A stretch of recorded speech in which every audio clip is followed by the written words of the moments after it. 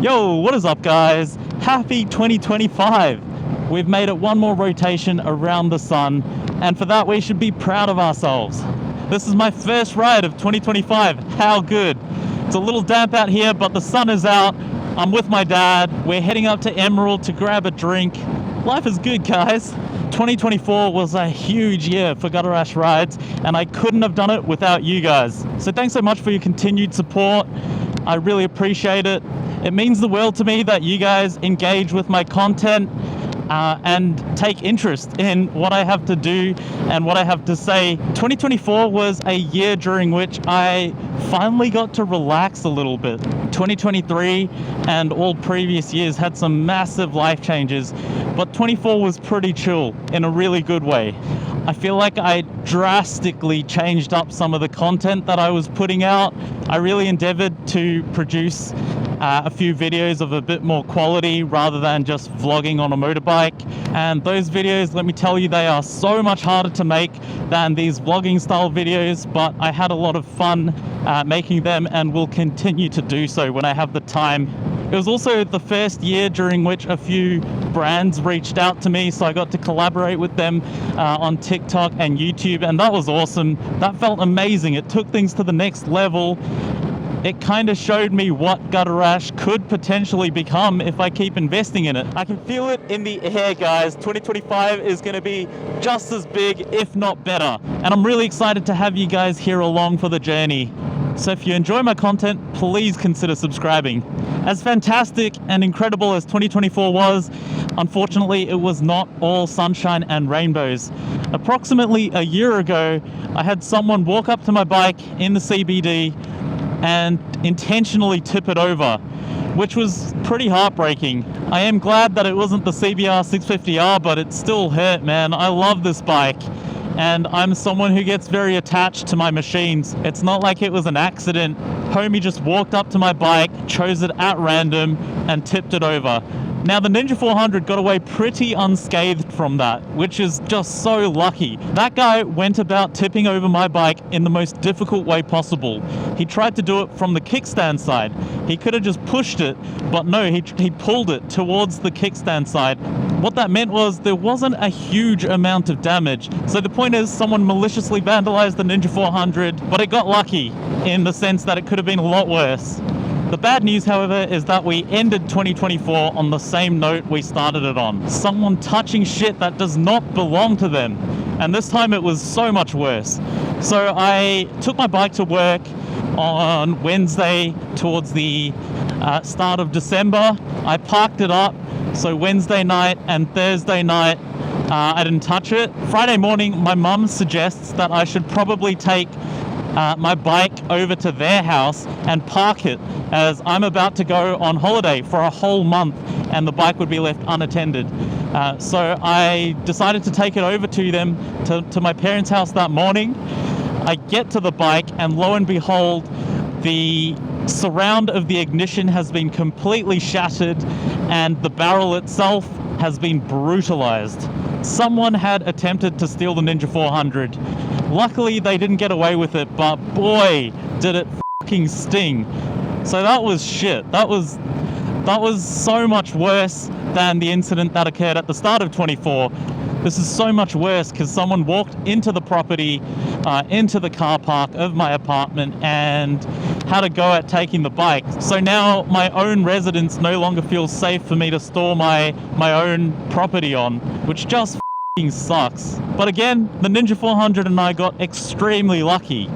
Firstly, the fact that I had just sold the CBR 650R a few weeks prior. Man, if this happened to the CBR 650R, it would have been a whole dilemma, because the key on that is coded to the ECU. So if they damage the ignition and you have to replace the ignition, the keys, I believe you also have to replace the ECU. It suddenly goes from costing a few hundred, like it does on the Ninja 400, to a few thousand. Someone correct me if I'm wrong, but I believe that's the case. Secondly, the fact that I was able to ride it over to my parents' house despite them brutalizing the barrel. They couldn't do enough damage for me to be unable to stick my key into the barrel.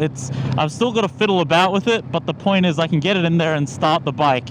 If I wasn't able to do that, I would have had to get the bike towed, and it would have been such a headache right before me going on holiday, because that final day or two during which I discovered the bike theft attempt was also meant to be me getting prepped for heading on my vacation. I had a lot of stuff to do. I had to get my vaccinations, I had to go buy stuff, pack my bags. It would have been a boatload of stress to then organize a tow.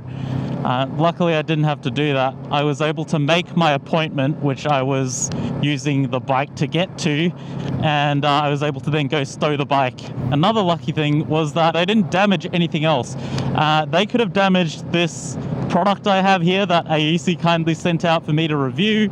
They didn't do that. They didn't steal any of the other gadgets I have on the bike.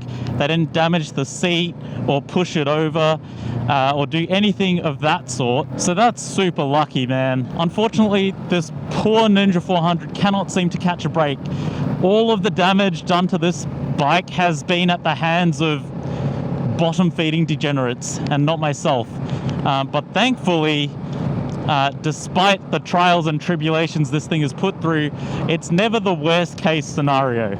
Oh, what a beautiful ride, man. I'm gonna post some Sri Lanka content after this, but let me tell you, riding a Ninja 400 through these roads, unparalleled. As beautiful as riding a scooter in Sri Lanka is, it does not stack up against this, man. So yeah, shit scenario. Even if I get this fixed, it's unfortunately going to happen again. I have no doubt. People suck. And the sad thing is, these people face zero consequences. Let's be real. If I catch someone in the act, as much as many people, myself included, get their blood boiling about it and start thinking about all the scenarios, the combat situations that could occur in that moment, let's be real, it's fucking not worth it over a $6,000 Ninja 400, is it? The bike's insured. As long as I'm not harmed, that's what matters. But the point is, these people, they just get away with it, especially because theft of motor vehicles is such a low impact crime these days, given everything else that's going on. So I get it. I get why police can't do shit. I do wish there were harsher penalties. I've already ordered a new set of keys, an ignition, and a set of locks. But I think I'll actually keep it like this for a while and see if they attempt again, even with the bike lock on it. Because one of my biggest fears is I'll put in oh my God, that thing needs to be taken off the road. Look at the amount of diesel soot coming out of it. Yet if your car is like 1 centimeter too low, you get a defect. Garbage. Oh, I did not see that. Yeah, so my biggest fear is I will go through all the effort, the time and the labor to replace all the locks and the ignition, only to have them attempted again. It just seems fruitless. Damned if you do, damned if you don't. But that doesn't matter. We're going to remain positive. This bike is amazing, man. If anything, it's just increased my respect for it. It's a fucking trooper, guys. Well, there you have it. A bit of a sour start to 2025, but we're going to remain positive. 2024 was amazing. 2025 is going to be even better. Let's get at it. Thanks so much for watching, guys. I hope you enjoyed the video. Remember to like, comment, and subscribe if you haven't already. I will catch you on the next one.